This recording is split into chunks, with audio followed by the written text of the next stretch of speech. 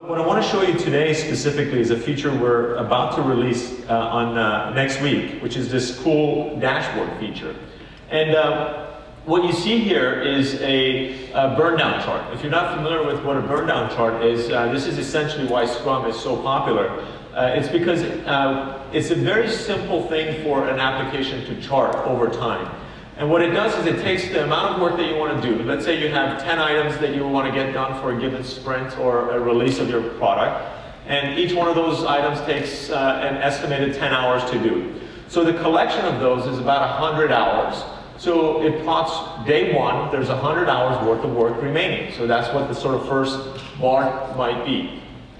And then day two, it says, okay, how many items do you have now? And maybe a couple of them are done, or maybe you discovered a couple of new ones that you haven't done. So how much time is remaining on day two? And over time, as you graph this, you get sort of a trend, and that's what that red line is. That trend, which is also known as the burn down velocity, if you continue to go with that trend, it can actually give you a projected ship date. So that's what this projected ship date on the right-hand side is, based on your current burn down velocity. So it doesn't matter if your estimates were accurate or not, because assuming they were equally inaccurate over time, it'll give you sort of the trend. Hey, you're getting, the entire team on average is burning down about 10 hours of work per day. It doesn't matter that you have a team of 10 people and they should have been getting 80 hours worth of work done. They're getting 10 hours. So based on that actual data, you can see when the projected shift date is going to be. It's one of the coolest things about Scrum, and it's why Scrum is so popular. So that's what a burn down chart is. In this dashboard, we have user workload as well, so we can see who is assigned what portion of the work, as well as the number of items by the different workflow states that they're in, the number of new defects that are being added to the system each day, here the number of user stories per day, the time remaining for this particular sprint that we're in.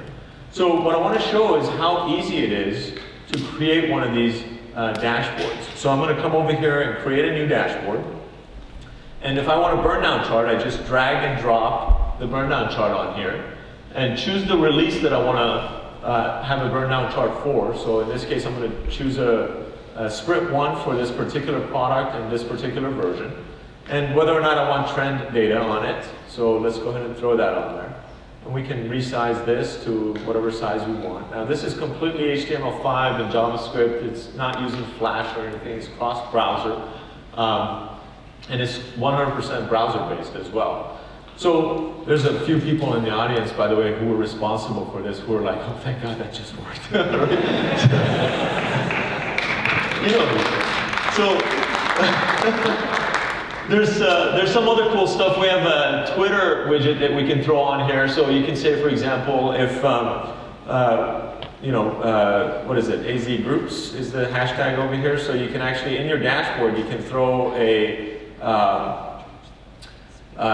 Twitter feed. Oh, and this is loading from HTTP, so we got to say, go ahead and load anyway. So we have a Twitter feed that we can put on our dashboard. And let's put a couple of other cool stuff. So here's an item count. And what we want to do is maybe user workload here. I feel like I have to type like this. Just to show off Scott, you know. So what we want to do is do it by assignee and show a pie chart. So this is how easy it is to create our dashboard. And we can add another one here. Item count, let's say we want to see the number of defects per day.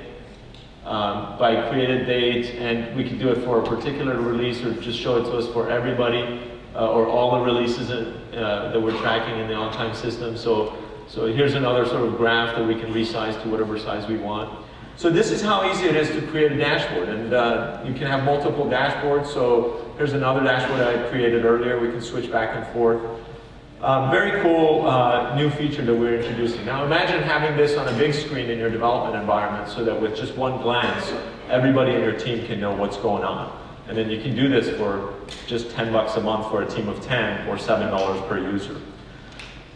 So that's pretty much all I have. I have one other slide that just shows me and the dashboard in our environment, and I thought, you know, like why not end with this slide? This is our hallway in the Accessoft office, and we're going to be throwing up our dashboard in that hallway so that everybody knows where things are at all times. That's my time. Thanks, Scott.